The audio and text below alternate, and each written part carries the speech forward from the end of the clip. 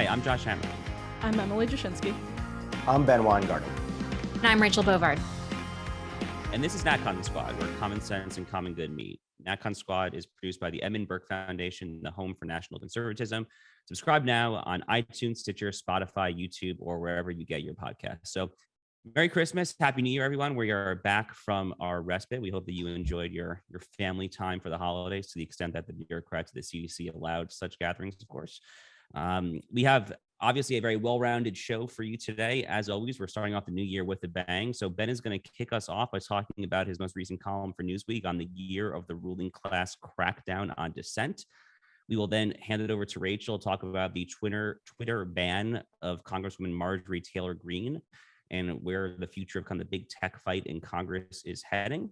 Emily will then talk about making PPE here in the good old US of A, supply chains, reshoring, and all of that good stuff. And then I'm going to close it out with a bit of a foreign policy segment. So we've got a very well-rounded show, but let's kick it off with you, Ben.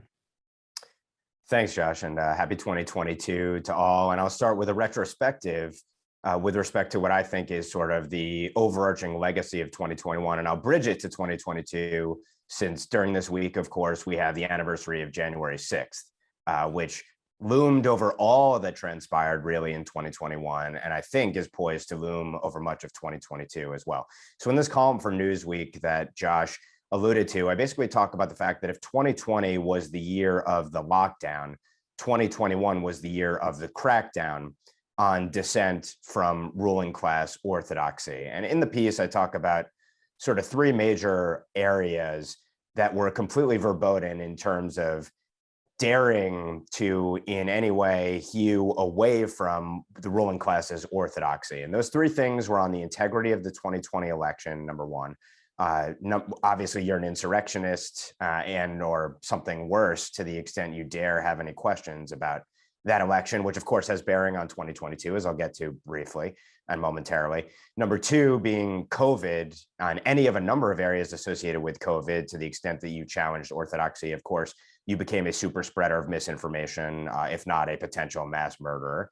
And lastly, of course, critical race theory, the regime's chosen ideology. To the extent you challenged CRT, you were, of course, a racist, a bigot, and might have the FBI sicked on you. And I think the real point in all three of these buckets is that election integrity comes to the legitimacy of the ruling class and its leader from 2020 and beyond. So daring to challenge its favored election integrity ungluing policies makes you a threat to the ruling class's political power. With respect to COVID, of course, it's power over every aspect of our lives. So you become a threat to public health, and daring to threaten, of course, then threatens the policies of suspending our natural rights, a whole slew of rights, arbitrarily, capriciously, and for months on end, unendingly. And then, of course, again, CRT being the ruling class's favorite ideology, you can't challenge that. There, you'd be challenging the kind of monopoly on the narrative about American history and all the policies that ought to flow from addressing all of the evils of our deplorable past. And I think that really we crossed a Rubicon in 2021 in the way in which the state used counterterrorism authorities, public health authorities, obviously, and all manner of other levers of power, both in the public sector and the private sector, to target, smear, and chill dissenters in any of these buckets. And I think that represents sort of a new development in American history, a dark development in American history. But I also think it reflects a weakness. And I'd be curious to hear what the group thinks about that, because I think that the necessity to not just censor people, but threaten their livelihoods, kick them off of payment processing platforms, and really try to destroy their lives. And of course, January 6th and what has transpired in terms of the January 6th Select Committee and beyond, I think is a perfect representation of this. I think it speaks to the fact that they cannot tolerate any form of dissent because it's too popular with the public. It threatens their entire legitimacy, their prerogative, their agenda, and their power at the end of the day. And we see that, by the way, in this first week of 2022, where January 6th is this almost seminal focus in Washington, D.C. in terms of public events and speeches, the narrative across the media, and now also that Chuck Schumer is putting forth in a Dear Colleague letter where he's talked about the fact that essentially there's a rolling insurrection, and that's the attempt to ensure vote integrity within the states, is going to justify an attempt to blow up the filibuster on so-called voting rights legislation, our democracy being under threat. And the New York Times itself has written an op-ed on its opinion page talking about the fact that every day is an insurrection now. January 6th was not a one-time thing. It's every day is an insurrection. All of this hysteria, the fear-mongering, and the notion that we're operating under an emergency and every day is January 6th with the democracy under attack, in spite of the fact that the facts simply do not meet the narrative, I think speaks to a weakness of the ruling class on the fact that this is the only card they have to cling to as they try to maintain power through 2022 and beyond, even up to the point of threatening, as Mark Elias, who I've alluded to before, Democrat super lawyer, has said that they may try to stop Republicans from being seated who supported the so-called insurrection on January 6th by refusing to certify the presidential election results. All of this, in my view, speaks to a fundamental weakness of the ruling class, but I think also speaks to the fact that a wounded ruling class is an incredibly dangerous ruling class in 2022. And with that, I'd kind of turn it over to the group. Do you agree with that assessment? Do you think the ruling class is operating from a point of strength or weakness? And what do you think 2022 holds based upon what we've seen already in just the first few days of this year? I'm kind of curious how this narrative plays out sort of rolling into the midterms, because we're seeing this talking point be sort of seeded in the mainstream press. I think even Eric Swalwell, congressman from California, said it on air recently, where it's like, if Republicans win any other election, it's tyranny, right? It's indicative of the fact that they've suppressed the vote and they're now going to inflict violence on the rest of us. That is very dangerous, I think, for obvious reasons, right? You are undercutting, the people's representatives, right? You are undercutting, you are delegitimizing a valid and legitimate political party in America. The thing that I can't tell, maybe because I live in DC, is I can't tell how much this is seeped into the rest of the country, because that's the real question. If people actually start to believe this and behave that way, then, I think we're in trouble, right? You see the elite spouting it from their corridors, but it's unclear to me yet if it's sunk into the base and it's actually infecting how people behave, because then I think we're in sort of a crisis that might not be able to be reversed. So I'll just make two very quick points here. First, I guess, to answer Ben's kind of bottom line question, like what position the ruling class is operating from as we enter the year 2022, I think it has to be fundamentally a position of immense weakness. I mean, the entire saga of COVID from day one and all the immense destruction and the flip-flopping and frankly, just the outright lying that Fauci, Burke, and the entire kind of public health establishment have done since day one, I think has kind of put the broader ruling class apparatus in a uniquely defensive and vulnerable position. And the onus is on kind of NatCons and people on the right in general, I think, to take advantage of that structural weakness. The only other kind of very quick point I want to make here in our limited time remaining in the segment, Ben mentions kind of, or he alludes to kind of how the banking system and all the various parts of kind of our financial infrastructure in many ways are starting to try to kind of cut down on conservatives and cut them out of PayPal, banking, all stuff like that. I had a very interesting kind of coffee here yesterday in Miami with, I'm kind of a newbie, like a naive in kind of cryptocurrency, but this guy can only be described as like a crypto influencer, I guess, like hundreds of thousands of Twitter followers, way big, huge platform. And he was trying to kind of sell me that like crypto was like the main way to kind of safeguard against exactly that, against conservatives getting cut out of the banking system. So there's not time left here to kind of flesh that out meaningfully, but just kind of food for thought. Let's kind of table that for like a future segment, I guess. I'll just add, I think I'll pull at the thread Rachel introduced. I think this is absolutely seeped into the population more broadly. And I think that's what's really scary, is that we are being pitted against each other. And part of it is, we can't underestimate on the right, like, yes, there's been to some extent an overcorrection from 2016. The Beltway people in DC, even on the right, missed what was happening and now are overcorrecting, I think, and assuming that, none of this seeps into the broader population and everything that happens in the coastal enclaves stays in the coastal enclaves or Twitter or whatever. Just not true. There have been years of propaganda shaping the minds of a generation, multiple generations, and that I think is starting to have a real effect on our politics. So it's issue to issue, of course, but I think more broadly, The riots in 2020 are a great example. You can make the same argument seriously about January 6th and those riots, and that people have been poisoned against their government. They have been poisoned against each other. They have been told that they grew up with this idea of systemic racism poisoning their interactions with every other person, and we cannot underestimate the extent to which that is deeply ingrained in the American psyche in different ways. But I think that's, going forward, something that it's sort of a hard truth to swallow, but necessary. All right. So on that note, speaking of hard truths to swallow, Rachel, Twitter has just banned a very prominent, for lack of no better word, of course, Congresswoman. So what's going on with Marjorie Taylor Greene and the latest there? Yeah, I mean, speaking of absolutely crushing dissent, and I think the right not understanding what's happening here and potentially having it backfire on them is, yes, the fact that Twitter has now, I think, they banned Congresswoman Marjorie Taylor Greene, which I think is only the second time they've banned an actual sitting member of, elected official, right? It was Donald Trump. Now it's Marjorie Taylor Greene. And of course, in classic Twitter fashion, nobody actually knows why. Nobody can pinpoint the offending tweet.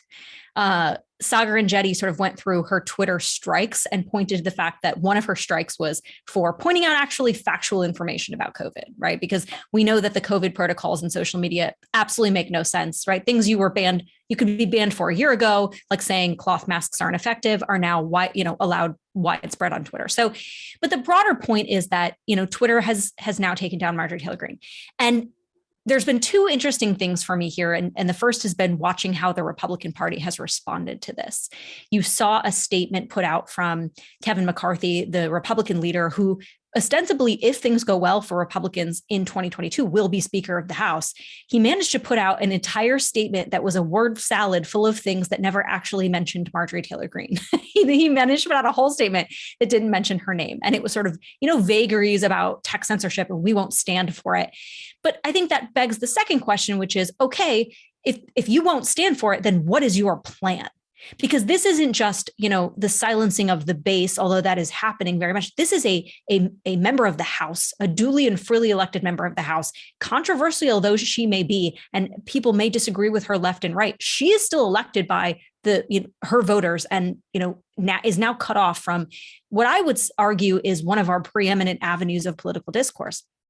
Now, what's also interesting about this is, okay, what is your plan? You're starting to see trickles of that plan, most recently from Congressman Dan Crenshaw, who was in this weird Twitter feud with Marjorie Taylor Greene and put out this bill he said was in response to what had happened to her, and how and touted himself as being the responsible one. I want to read this one quote from him introducing his legislation. It says, and real Marjorie Greene, referencing her Instagram handle, because he did this on Instagram, which I think actually is because he doesn't want to be ratioed on Twitter. So he went after on Instagram.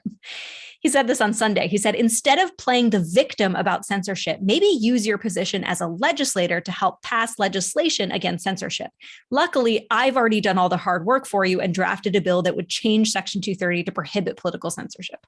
End quote. So, really sort of trying to stick it to Marjorie Taylor Greene and saying, I'm the responsible person. Well, I went through his bill, and it actually doesn't do what he says it does, right? It's yet another attempt to address Section 230 that backfires. And I don't want to put this all on Crenshaw, because there's tons of bills that do this. Section 230 is a notoriously hard law to maneuver. And his bill just falls flat. It would not prohibit political censorship under his legislation. Marjorie Taylor Greene would still be banned, and the tech companies have a million ways to get around it. But why it's interesting is because it doesn't actually appear to be drafted by him. He posted a draft which contained a file path up in the left-hand corner. And anyone that's worked on Capitol Hill for 2 days understands the file paths demonstrate where that legislation came from. It came from the Energy and Commerce Committee. And why that's important is because McCarthy has tasked the Energy and Commerce Committee with being this sort of censorship response team. So if this bill represents what I think it does, which is at least, the sort of Republican leadership's first response or initial component response to the big tech threat, we are in trouble. And that's what I think we need to be pressing the House Republicans on, because what is your actual plan? Just to go into a majority in 2023, preparing to chest thump at hearings is not a plan for an issue that I think really is affecting a lot of the GOP base. The GOP base is very fired up. And I also think on that note, and the last thing I'll say is, pushing aside Marjorie Taylor Greene and sort of having a lukewarm effect is just, this is Trump all over again, in the sense that they all did that to Trump too. They ignored Trump. They ignored the person because they were controversial without really addressing why people were riled up about this in the first place. And I think that is potentially happening here with the big tech threat. So I'll open it up after that. So I think it was Rachel, our friend John Schweppe at American Principles Project, like months and months ago, because the Section 230 reform, repeal, whatever bills are kind of like a dime a dozen at this point. I mean, there's just been like so many, whether it's on the Hill or in like the think tank class. I mean, like there's literally at this point probably been dozens of bills from right of center politicians or right of center think tankers or whatever that have sought to try to do this. And I think it was John Schweppe who in some Substack post basically said like, or, you know, he actually might have written, I think he actually wrote this as an op-ed for me in Newsweek. It wasn't a Substack. He literally said that the one issue litmus test for how you should view the worth of the Section 230 bill is, would it restore Donald Trump to Twitter? That was like his like one litmus test. It's like just like try to judge the efficacy of the bill. So, you know, I think that we can apply a similar prism here as well. So look, having conceded like the premise that there are like a lot of different bills here. One that stands out to me was kind of Marco Rubio's bill from last year. I kind of come back to that a lot. If I remember, there were a few moving parts there, but one thing is that it would do is it kind of statutorily take the so-called Good Samaritan provision and where it's subsection C2 of the statute, if I recall correctly, that's the quote unquote otherwise objectionable language that the courts have like erroneously interpreted to kind of grant full discretionary leeway to the tech companies there. And Rubio would basically take that and replace it with like a First Amendment standard. That strikes me as like more or less the right way to do this. But the broader point to make here is, and this is something that I think Schweppe and some of our other friends have also been pushing, the broader point is that Section 230 is not going to happen anytime soon. Like there's not going to be any kind of legislative movement on Section 230. So a lot of this debate is kind of academic. So if you actually kind of realize this is like a massive, massive problem, you have to kind of sort of think about what we could actually accomplish. And in the current congressional framework, especially with the hostile White House and DOJ and FTC, that's going to involve some sort of bipartisan maneuvering. So the onus has to be, I think, on antitrust right now. Now, admittedly, that's like a less specific remedy for Twitter, which poses a less drastic antitrust problem than like a Google or a Meta or whatever we're calling that company nowadays.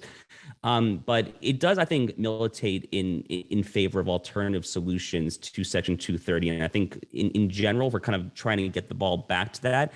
It's probably the wrong path forward, at least for the near term, unless until Republicans retake the entirety of Article 1 and Article 2.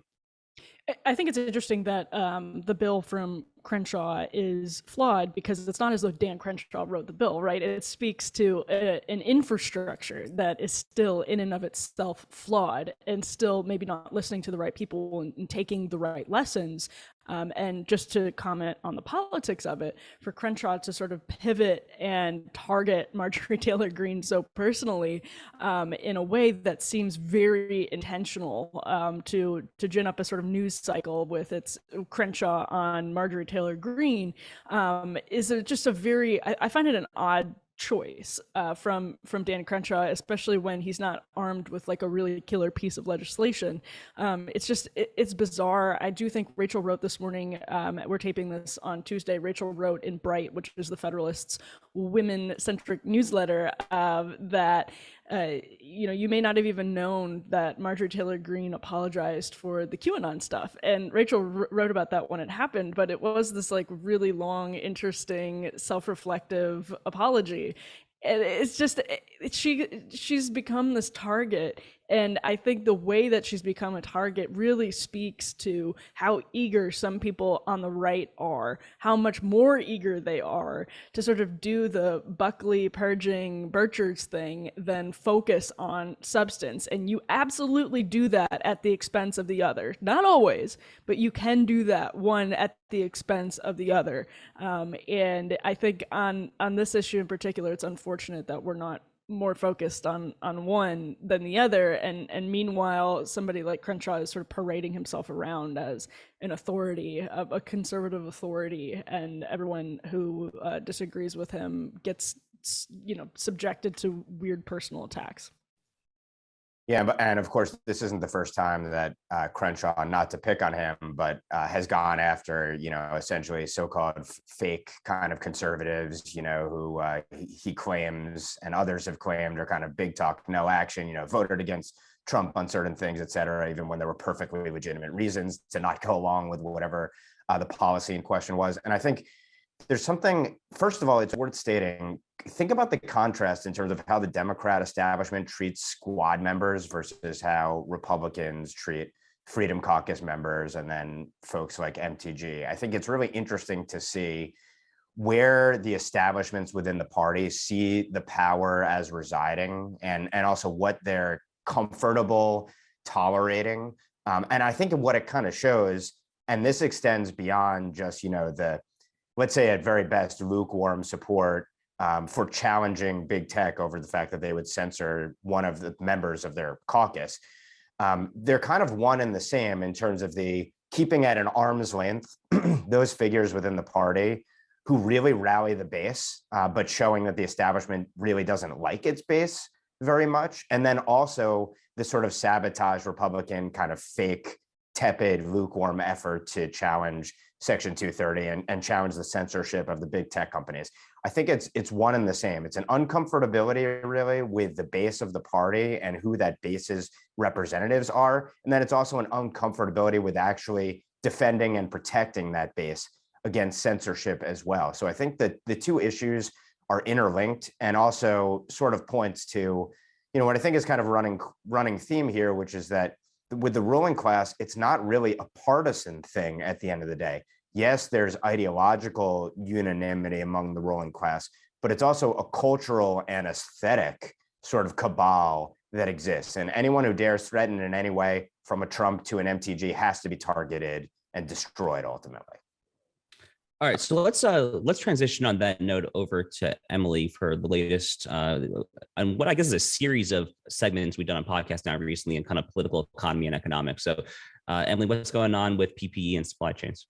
I come bearing good news for once. This is genuinely very good news. It's also sort of bizarre news.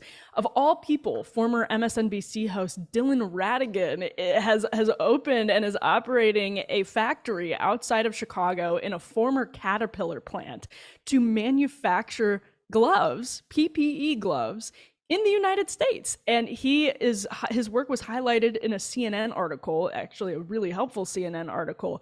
And Ratigan, this is a quote from CNN, quote, insists he can compete on price while following US laws and running a workplace ethically. Ratigan says, the reason that I can do this is because the technology allows me to do it in a way that I can compete with even the dirtiest user of slave labor.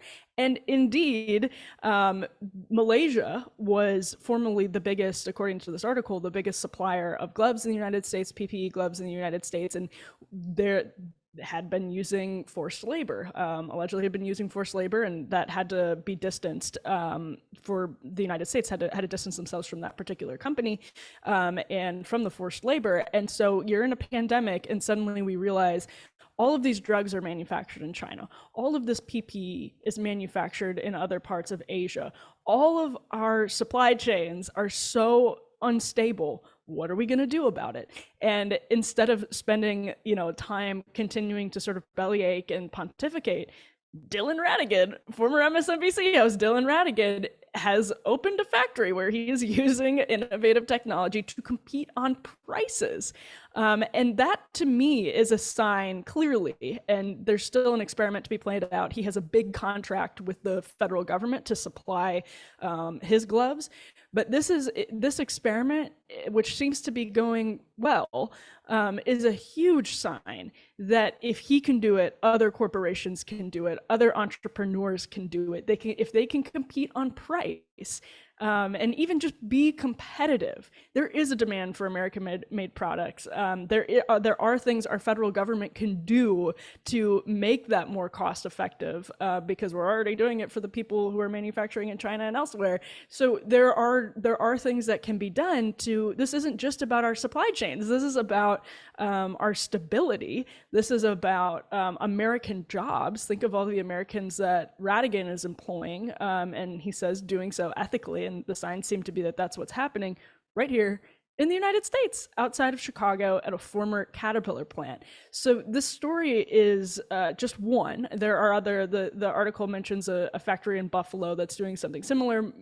They don't have any federal contracts yet, but they are mentioned as they're making these gloves. But The story is one example, but I thought it was worth us discussing because I do think it undercuts the corporate narrative, that the corporate and libertarian narrative that we still need to allow these plants to go in China, and maybe they should be allowed, that's a different question, but like that this is essential. Offshoring all of this stuff is essential to prosperity.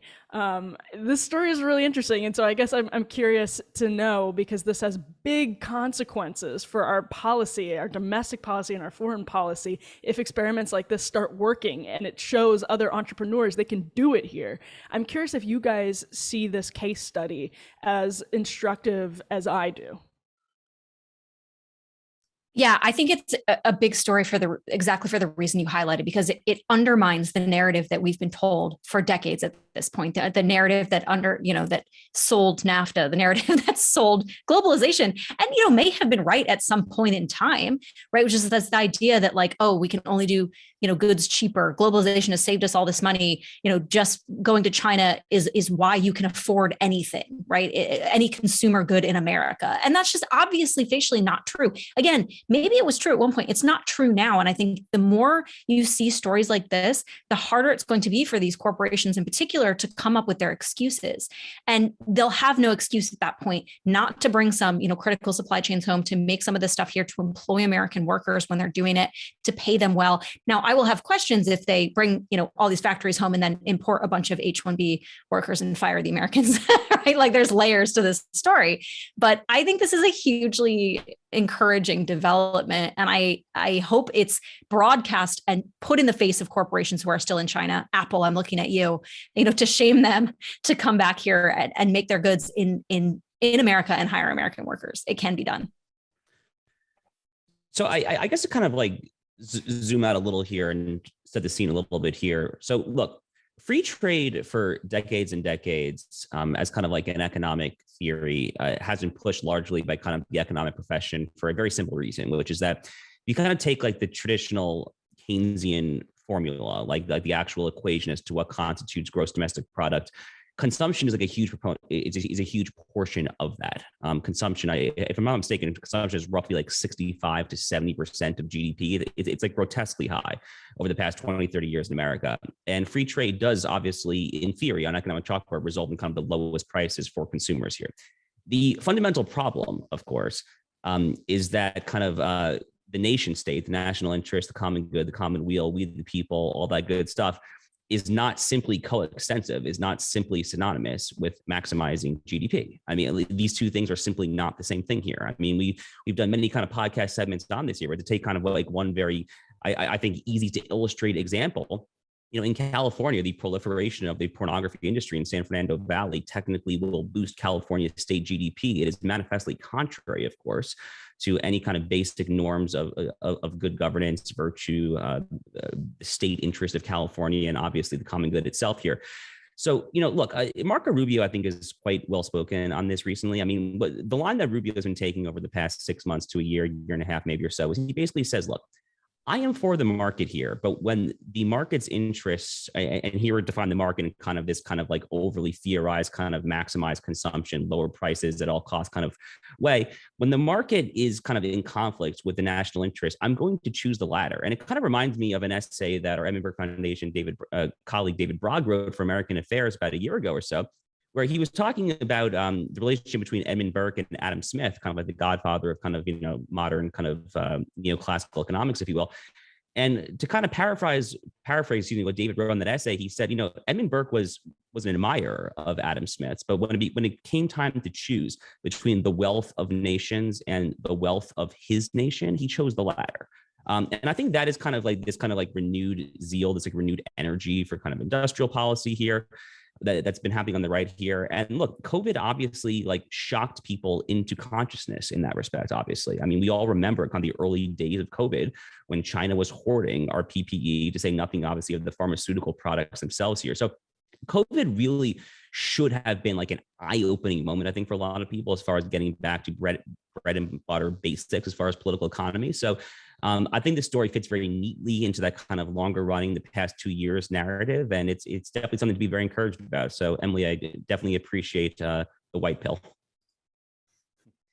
Yeah, I'm hardened by the story as well. I would love if there were no government contract component of it, because that's also going to be a real test. Like, can companies actually function in an economically sustainable way coming back here without getting either subsidies or contracts or the like? But I assume there are going to have to be certainly incentives to push companies back here, because the national interest clearly doesn't matter to the vast majority of corporations in this country, to their great shame.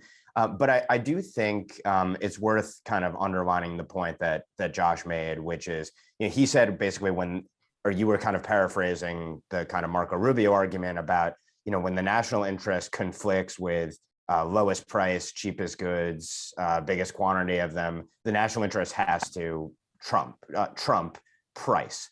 And I think the way that I would describe it is the lowest price at what cost? And there are myriad costs in terms of, like Josh noted, like what is the substance or the content of the actual economic activity that exists in a country? Like, does it actually destroy and corrode your national soul? But then there's also, what I always go back to, my hobby horse of, okay, lowest price, but then you've empowered your greatest foreign adversary that wishes to absolutely dominate you and use all your financial markets, your capital, your technology and know-how, and beyond, all of those assets that you've developed against us in communist China. And I think that makes it so that it's not only a politically powerful argument, but it's also the right thing to do, to have a whole slew of policies aimed at onshoring every strategically significant industry and beyond, and even pulling so-called non-significant industries, particularly out of China, because it is a national imperative. It's existential. So examples like this are great. I hope that there are more widespread examples. If shaming corporations doesn't work, perhaps these kind of PR efforts associated will, but I think ultimately it is going to come down to law. And that also requires politicians who themselves are not addicted to essentially the China first agenda. And we're still yet to get that kind of class of representatives. But certainly I think the American people are far further along than their purported representatives. Okay, so let's transition over to myself here, I guess, to kind of close out our four segments. So we're going to finish on a bit of foreign policy. So I guess what I want to talk about here is I've had now like kind of like a series of kind of conversations, just kind of like private, like casual, like lunch, drinks, whatever conversations with like young activists, kind of very online conservatives. And there seems to be kind of like a recurring trend now that a lot of us are just having like an increasingly hard time getting riled up about the details of foreign policy. Right? I think we have a hard time kind of forcing ourselves to care about like what's going to happen on like the Russia-Ukraine border, for example, where, like critical race theory, woke indoctrination is proliferating throughout the body politic, where, conservatives are being kicked off our modern day public square, Twitter and all of that. So I had like one lunch here down in Florida a couple of weeks ago where we kind of talked about this. And then like, I guess it was Saturday night. It was Christmas night. So December 25th, I got dinner with like 3 or 4 kind of conservative activist friends down here in Florida. And we kind of independently arrived at that exact same point. So the day after Christmas, I tweeted out, I said, quote, "A recurring theme of some recent conversations with conservative friends. We are having an increasingly hard time caring about U.S. foreign policy. There is simply so much domestic rot right now that the focus must be on getting our own house in order, period." And then Lee Smith, who, is one of the most incisive, brilliant minds out there as far as all things kind of national security, foreign policy related, quote tweeted me and did like a short little thread. And he said, quote, "Biden/Obama team is actively or effectively partnered with U.S. external adversaries, China, Russia, Iran. Biden has signaled that not only externally, but internally as well, by undermining combat forces, by calling combat troops white supremacists, or vaccine mandates." And here's the key point that Lee said. Lee says, quote, "It is impossible to have a relevant foreign policy when ruling power indicates that it only has a domestic policy of targeting the pro-American party," which of course is the Republican Party, the right. This kind of gets back to what Angela Codevilla has written about at great length about kind of the imperative to ultimately kind of reform or outright abolish the intelligence community apparatuses here. So a lot of moving parts here, but Lee there was kind of really kind of getting at, and I'll just name one of the names, I guess. My good friend Jordan Schachtel basically said exactly what Lee Smith said at that dinner that I mentioned down here in South Florida. Like, how can you have a foreign policy when the interest between the people that are actually weaponizing levers of power to effectuate that foreign policy in the intelligence community at DOD, the Pentagon, the State Department, the National Security Council, all the way up, just have fundamentally different interests than we the people kind of here, the so-called deplorables and whatnot here. So, but even holding aside, I think the difficulty of actually articulating what a genuine foreign policy is that has the true national interest in such a way that would be feasible to implement to get over all of that kind of bureaucratic and sclerotic rot.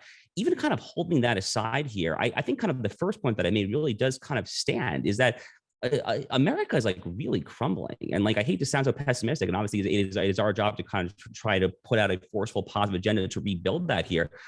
But, you know, I mean, we're at the point now, I mean, like the memes of kind of like, you know, like the rainbow flag being raised in Kabul. I mean, like kind of who are we to kind of dictate the terms of the global order when we are crumbling from within, when we have people that are elected to our plebiscitary body, to the U.S. Congress, the Ilhan Omar's world, to hate America, who say how terrible we are, systemically racist we are, when we're spreading, to kind of use kind of the crude term, the, you know, the quote unquote global homo agenda, if I can kind of use a very online Twitter term here.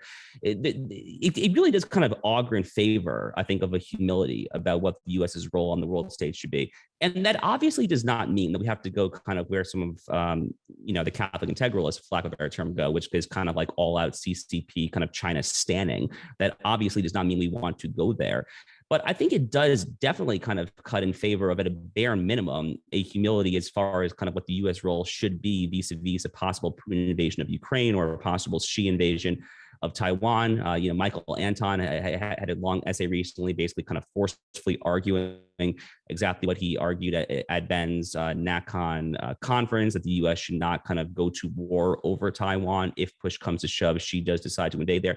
So I don't know, a lot of moving parts to this conversation here. I guess I can kind of just kick it open to everyone's thoughts on that note. But I get like the two key points from my perspective are: one, we are crumbling so much from within. Is it truly possible to walk and chew gum at the same time when there is so much internal and institutional rot?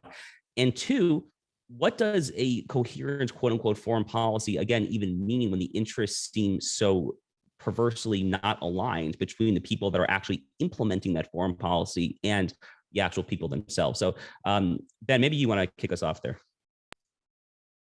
Yeah, I mean, I sort of where I've landed on this question, and I think I've probably said this before on the show, you know, I hope that we get around to dealing with the myriad threats that we face from abroad, led by the number one threat, communist China. But to the extent we're engaged in our ruling class is engaged in a cold civil war at home against non-progressive, normal Americans, and it's not only engaged in a cold civil war against us, but at the same time, effectively not only emulating, but also in many ways aiding, abetting, and enabling the worst adversary engaged in a hot war by other means abroad against us and the rest of the free world, China. How could we possibly expect to ultimately triumph in a situation like that? Why would we ever expect that a ruling class would pursue our adversaries and defend America's interests when they find America to be a uniquely deplorable and evil country? So I've always felt that we have the capability to, and not just in a cliche way, but we truly do have the capability to overcome any foreign adversary,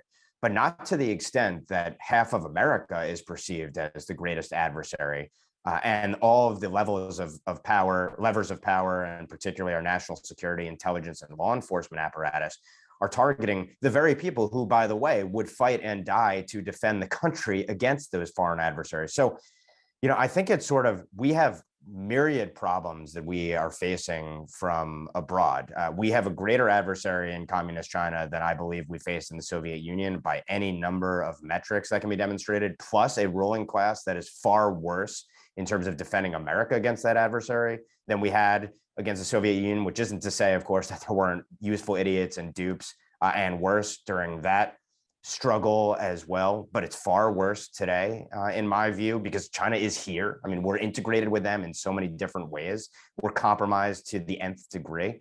But I do think that the point is well taken that we have major problems here. I mean, if we don't believe in the principles and the values that our country is based on, if we don't believe, if the national interest is essentially repudiating the national interest, then we have no chance of dealing with any of those problems from abroad. And that's before you get into the wokeism that's corrupted every single institution, including the ones that are supposed to defend this country, our military readiness, the hollowing out of our capabilities in many respects, as we talked about before, all of these strategically significant industries that essentially have supply chain components that are abroad, which make us sitting ducks. I mean, we have all manner of problems that we face from the foreign policy side. But if we don't have our own internal house in order, we have no chance of grappling with them, period, full stop. I agree with that. I think I do think that, to Josh's point, it's extremely difficult to walk and chew gum at the same time these days. On the same side, I also don't think we have an option because of globalization, and that if we sort of cede our leadership, and I also agree with Josh that we sort of, it's harder to make the case for American leadership in some respects these days, but if we do cede our position, which we still have a claim to, I think, as the freest people that has ever existed, as difficult as it may be to think about that, because we're so rapidly, I think, losing our way of life. But if we cede that, China takes it from us, and I do see it really as an either or.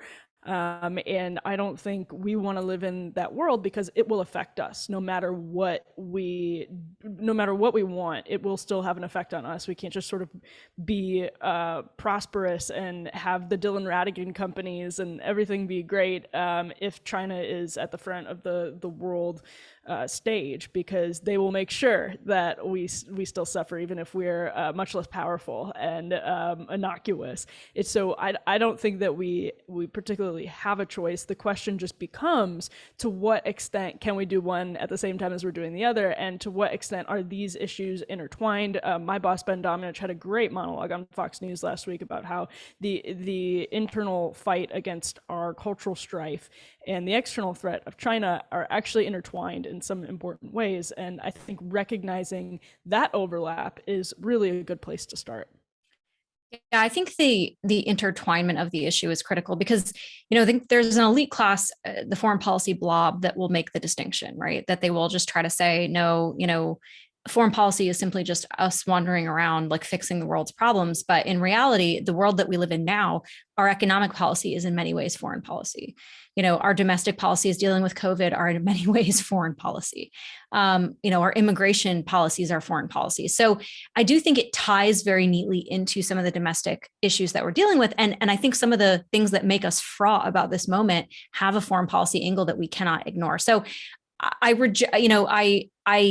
pure foreign policy on its face, like, should we leave troops in Afghanistan, or should we intervene in whatever said country? I think we're exhausted by that question. And I think when you have so many threats and issues at home, we can't focus there. But I do think ignoring the fact that all of our policies have to reflect, again, a push for American sovereignty and what that looks like, that's a critical foreign policy element that I think everybody can agree on. So on that note, let's transition to final closing thoughts here. So who wants to kick us off? We're still brain drained from Christmas. Go ahead, Rachel. I mean, I think kind of just going back to, I think, the discussion that Ben kicked us off with, which is this idea that, all of these issues that we're talking about, this, focus on sort of the threats to our sovereignty, my issues about, big tech, can we build a domestic PPE industry, or domestic supply chains, all of them, are sort of downstream from this. They will matter very little if we cannot get our politics right, because we can't solve these problems without our politics actually working. And what we're seeing, I think, right now is an attack, led by Democrats, partisan Democrats, but also, I think an elite class in America that is trying to divide us, but also say, not just you're worthless and you're a bunch of rubes, but you're criminals too.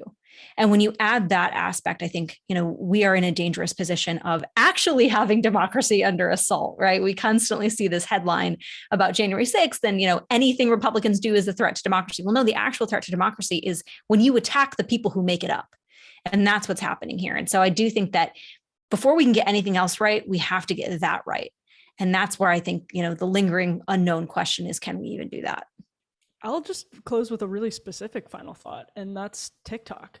When we have this conversation about our culture and our military foreign policy to China, there's like basically psychological warfare from China on every kid's phone in America right now. And we have evidence that it's spiking mental illness and that it's making a much less healthy and less secure society. And so I think when we look at like the Dylan Ratigan example, when we look at all these things, I think we're in an adjustment process, and I'll sort of, with respect to Yoram, say this is good. We will end on a good note right now. That like it is entirely possible. We have reason to be optimistic because as painful as things are now, there is evidence. There's London Breed, calling BS on the policies that she supported in San Francisco. There's the left suddenly, after they all get Omicron, deciding that we can flip on all the COVID things. It's frustrating, it's maddening, it's hypocritical, it's all of those things, but it's ultimately good. And so there's a question of whether it's too late that I think is fair. But I really do think people are waking up to sort of the threats to our culture that are coming from other people who want to do us harm. I think the Olympics are going to be a big test to see how the media handles the Beijing Olympics, which are essentially a big propaganda event for China. But I guess my final thought is, we have things like TikTok, but people are, I think, waking up to the latent threat that they pose.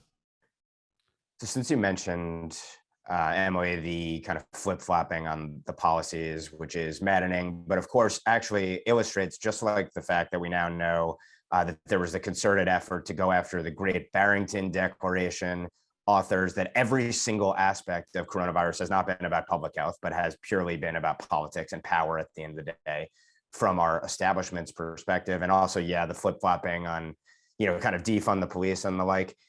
The Democrats on the ruling class more broadly are kind of caught between a rock and a hard place, between wanting to usurp maximum power on the one hand, but feeling the political pressures of the fact that their whole agenda is crumbling and you simply can't hide it. I mean, there's a reason that in week 1 of this year, and it seems like probably for months thereafter, Democrats are going to focus on January 6th because they can't talk about inflation or foreign policy or supply chain issues or the myriad other failures. Obviously, the fact that no matter what they do with the coronavirus policies, they haven't beaten the virus, so-called, and beyond. So I think they're caught between, on the one hand, the political kind of existential imperative to change their policies because there's bloodletting, which was seen in some of these 2021 races, on the one hand, and then on the other hand, the fact that they want to usurp maximum power and control over all of our lives. And I think it's the job of all of us to make sure that Democrats continue to deal with that dilemma and ultimately fail in their ability to deal with that dilemma between the wanting to usurp power on the one hand, but recognizing that the more they try to usurp power, the more their agenda crumbles and they can't hide it. So Emily's mention of TikTok actually kind of brought back to my mind what I really want to talk about here, which is kind of a sad little story. Ted Cruz's older daughter, Caroline Cruz, has recently been in some hot water over kind of a TikTok video and some comments that she left kind of talking about difficulties that she has dealt with kind of in her personal life, being the daughter of a very prominent conservative here. This is really not something I should be getting into, but kind of like, it's very difficult to kind of read what she said and kind of the comments that she left there. And then you can also look at kind of the Christmas card that the official Cruz campaign sent out there, where Caroline is pointedly not smiling. And then in the TikTok context, she said how like they she alleges, I don't know if it's true, she alleges that they kind of photoshopped her crop top to kind of better conform to Senator Cruz's social conservatism. It's not particularly good stuff. It does point to some kind of more fundamental issues, perhaps. And I don't say that with any degree of happiness, obviously, as someone who's known Senator Cruz for years. I worked on his book last year, obviously. But the kind of broader point that I want to make here is that it does kind of shine a spotlight on the difficulties of being associated with a very prominent conservative in America today here. And yeah, I kind of look at that in the broader kind of context there. I kind of think back, obviously, to the infamously horrific Brett Kavanaugh nomination. And one of the longer running kind of, perverse incentives that I think kind of emanates from the Kavanaugh nomination saga is that it is going to dissuade, it will disincentivize good people from kind of putting themselves out there for Article 3 judgeships, for, prominence kind of, Article 2 cabinet positions here. And I guess I view them as two sides of the same coin. I mean, like, for people that might consider even now running for perhaps even like elected political office there. I mean, if you see a situation like this, where there's clearly kind of been like a toll on the family, which, as as conservatives, we obviously rightfully prioritize as kind of the bedrock of the most fundamental and the most valuable unit of all. It's very hard to kind of take away a positive message from that. You kind of have to conclude that it might kind of perversely disincentivize good people from running for office as well there. So I don't want to say it's kind of a morbid subject. I don't want to spend much more time on it, honestly, but I just, I'm praying for the Cruz family. Obviously, I hope that that they are able to kind of figure this out. I obviously wish Ted and his whole family nothing but the absolute best here, but I started at such like a morbid topic. I feel like we've had some white pill, so thanks to Emily for that earlier. But we have had a very well-rounded show. We are very excited to be back with you guys in the year 2022. So we're wishing you a fabulous 2022. Hopefully, it's better than the crap hole year that was 2021. We have midterm elections later this year that we're very excited to, among other things. So on behalf of Ben, Emily, and Rachel, I'm Josh Hammer. Welcome back to NatCon Squad, and we will see you next week.